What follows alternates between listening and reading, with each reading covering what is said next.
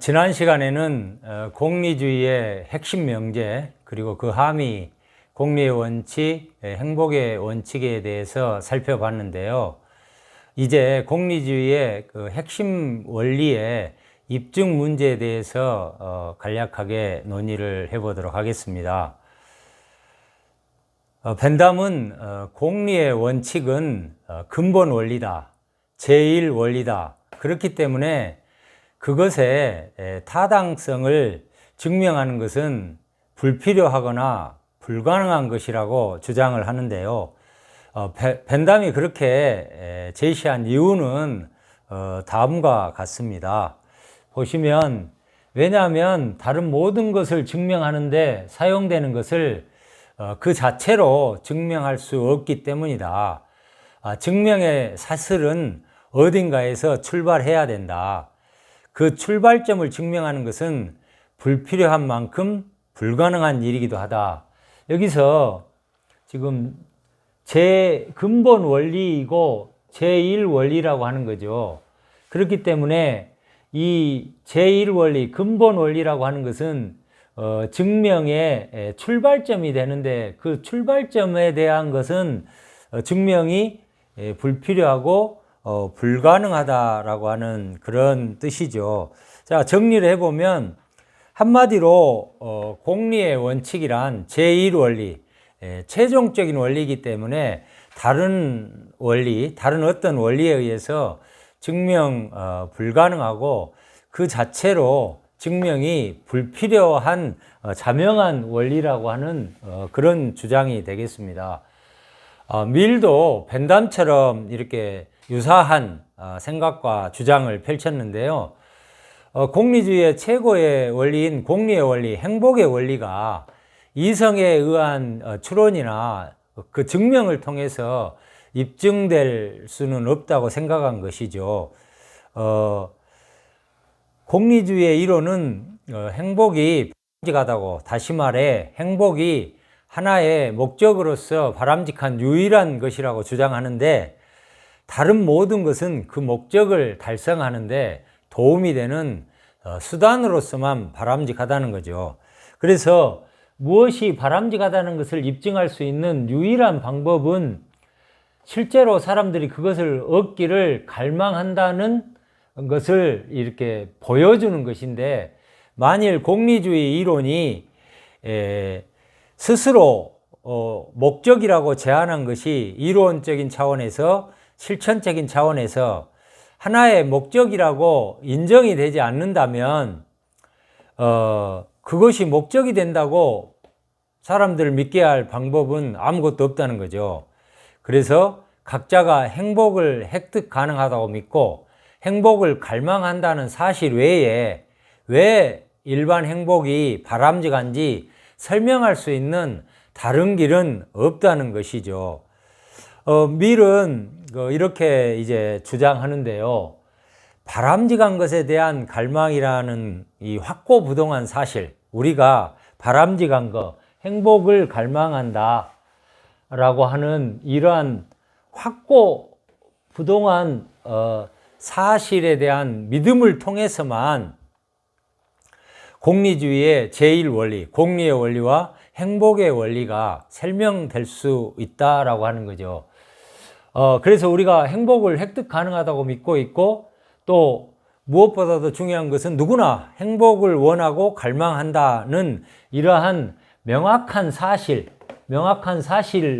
외에 또 다른 입증 방법이 있을 수는 없다라고 하는 거죠. 왜냐하면 왜 행복이 바람직한지 설명할 수 있는 다른 길이 없다라고 하는 거죠. 이러한 점을 우리가 이제 사실로 받아들이고 인정하게 되면 우리는 행복은 좋은 것이라는 모든 증거를 확보할 수 있게 된다는 거죠. 그래서 이제 각자의 행복은 당사자에게 좋고 일반 행복은 모든 사람에게 좋다는 사실이 입증되는 거죠. 행복은 사람들의 행위의 목적으로, 도덕의 기준으로 그 위상이 정립되는 거죠. 미래 이러한 논지에 대해 우리는 다음과 같은 반론을 제기해 볼 수도 있을 것입니다. 사람들은 고통이 없는 행복한 상태를 갈망하기도 하지만 또 덕을 강력하게 바라고 악이 생기지 않기를 간절하게 갈망할 수도 있지 않겠는가. 다른 말로 하면 인간은 행복 못지않게 도덕의 실천, 덕의 실천을 중요한 일이라고 생각할 수도 있지 않겠는가 라고 하는 거죠.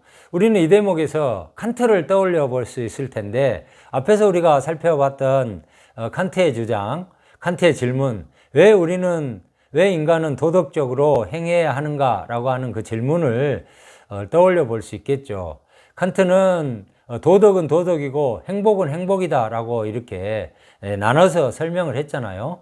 도덕적인 사람은 행복할 만한 어떤 가치, 그러한 어떤 자격을 갖지만 우리가 도덕의 일을 행복과 이렇게 함께 섞어서 말하는 것은 큰 의미가 없다라고 하는 이런 주장을 펼쳤는데, 자, 이러한 어떤 반론과 의문에 대해 밀은 행복과 덕을 추구하는 것은 상호 모순적이지 않다라고 주장합니다. 일견 행복을 강조하다 보니까 도덕, 덕의 실천이라고 하는 것이 이렇게 모순되는 주장처럼 보이지만 그렇지 않다는 거죠.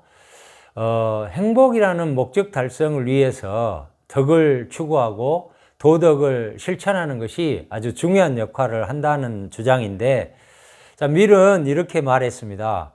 옳은 상태, 효용과 조화를 이루는 상태, 일반 행복의 달성에 도움이 되는 상태에 도달하기 위해서 사람들은 덕 그 자체를 사랑해야 된다, 이런 말을 썼는데요.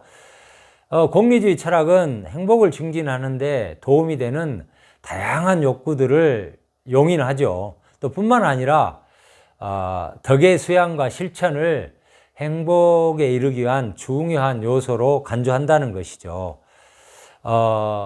공리주의는 밀에 따르면 덕은 갈망의 대상이 될 수 있을 뿐만 아니라 또 그 자체로 이미 아무 사심 없이 갈망의 대상이다라고 하는 것을 인정한다는 거죠.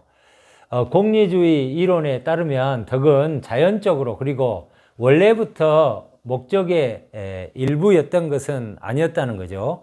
그렇지만 우리가 공리주의 이론 내에서도 얼마든지 그렇게 볼 수 있다는 거죠. 그래서 사심 없이 덕을 실천하며 사는 사람에게는 덕이 하나의 추구하는 목적의 한 부분이 되고 행복을 위한 수단이 아니라 행복의 한 부분으로 갈망되고 소중히 여겨진다고 말하고 있습니다.